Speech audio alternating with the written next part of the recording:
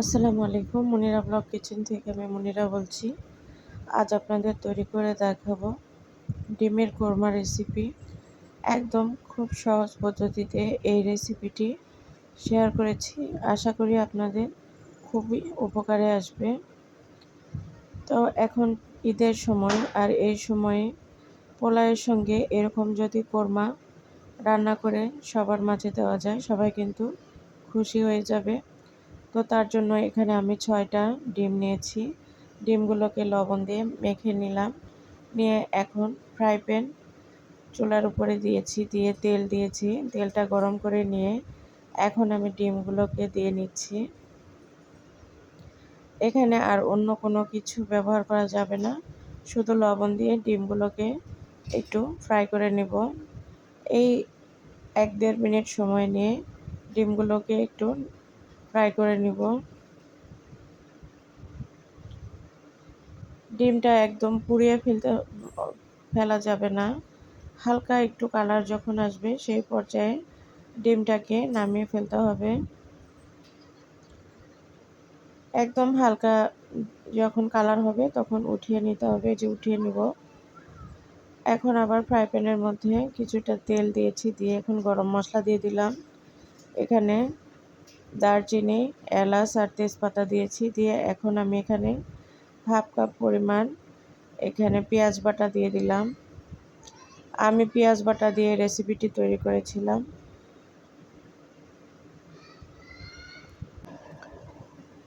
এখন আমি পেঁয়াজগুলোকে একটু লাল লাল করে ভেজে নিব সময় নিয়ে। এখানে চাইলে আপনারা পেঁয়াজ কেটে দিতে পারেন, তবে এভাবে ব্লেন্ড করে দিলে ভালো হয়, বা বেটে দিলে। তো এখন এখানে আমি বাদাম বাটা দিয়ে দিব। এখানে বেশি কিছু দেওয়ার দরকার নেই। আদা রসুন বাটা, বাদাম বাটা, আর দিয়ে দিব গুঁড়া মরিচ, লবণ, জিরার গুঁড়া আর ধনিয়ার গুঁড়া। এই যে এখন আদা রসুন বাটা দিয়ে দিলাম।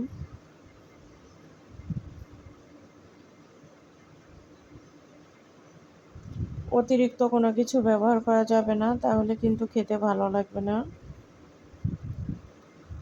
লবণ দিয়ে দিলাম।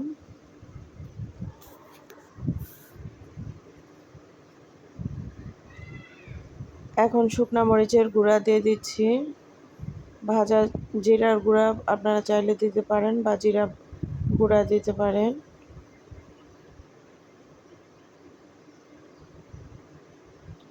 এখানে কোনো প্রকার হলুদ দেওয়া যাবে না। তো এখন মশলাগুলোকে আবারও কষিয়ে নিব ভালো করে। এখন আমি এখানে টক দই দিয়ে দিলাম। টক দইটা ফাটিয়ে তারপরে দিয়ে দিতে হবে। অবশ্যই টক দইটা ফাটিয়ে নেবেন, নয়তো এখানে কিন্তু একদম দলা পেকে যাবে। তো এখন টক দইটা দেওয়ার পরে আবারও মশলাটাকে সুন্দর করে কষিয়ে নিতে হবে।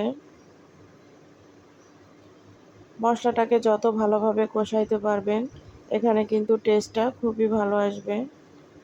তো এই যে আমি একটু সময় নিয়ে ভালো করে কষিয়ে নিচ্ছি।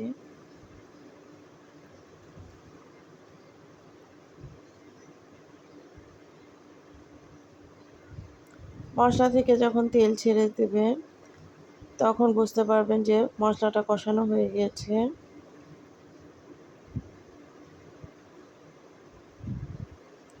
এখন আমি আগে থেকে ভেজে রাখা ডিমগুলো দিয়ে দিব।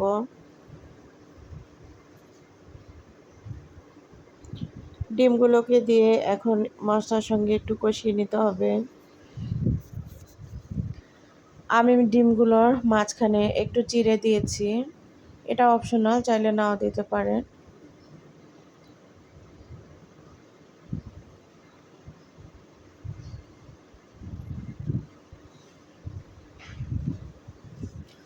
এখন আমি এখানে ভালো করে কষিয়ে নিয়ে দুধ দিয়ে দিচ্ছি। আমি এখানে প্রায় 250 গ্রামের মতো দুধ ব্যবহার করেছি।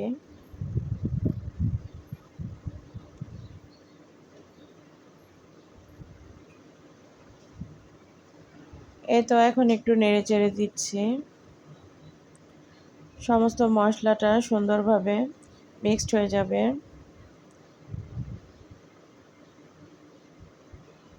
অতিরিক্ত ঝোল রাখার দরকার নেই, অল্প পরিমাণে ঝোল রাখতে হবে। তো এখন ঢাকনা দিয়ে ঢেকে জাল করে নেব।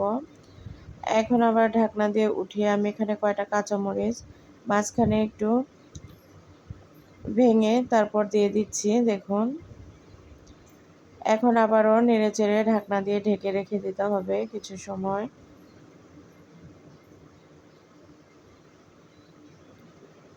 এভাবে ডিমের কোরমা বিভিন্ন অনুষ্ঠানে বা ঈদে বা বিশেষ কোনো সময়ে যদি আপনারা পোলাওয়ের সঙ্গে সার্ভ করেন তাহলে কিন্তু খুবই ভালো হয়। এখন আমি এখানে পেঁয়াজ বেরেস্তা দিয়ে দিচ্ছি। পেঁয়াজ বেরেস্তাটা অবশ্যই দেওয়ার চেষ্টা করবেন, তাহলে একটা রাজকীয় ফ্লেভার পাবেন।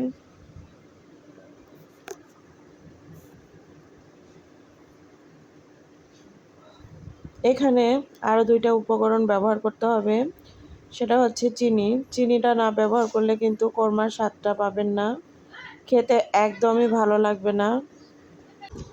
তো এই তো এখন আমি আবারও এভাবে নেড়েচেড়ে পানিটাকে আরও শুকিয়ে নেব, ঝোলটাকে।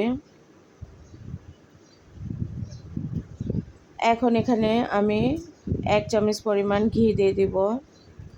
ঘিটাকে খুন্তির মধ্যে নিয়েছি, এখন এটা ঝোলের মধ্যে দিয়ে দিলে গলে যাবে। এই যে ভালো করে লক্ষ্য করলে বুঝতে পারবেন ঝোলটা কিন্তু অনেকটাই টেনে এসেছে।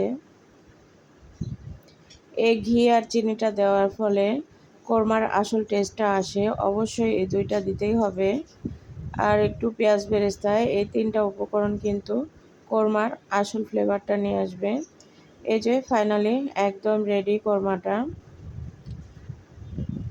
এখানে গুঁড়া মরিচটা আমার খুবই ভালো ছিল, যার কারণে কালারটা এরকম এসেছে। চাইলে আপনারা গুঁড়া মরিচ কম দিতে পারেন। তো ফাইনালি আমার কোরমাটা একদম রেডি। মাশাআল্লাহ, দেখুন খেতে কিন্তু অসাধারণ ছিল। কেমন লাগলো রেসিপিটি অবশ্যই কমেন্ট করে জানাবেন। ভালো থাকবেন।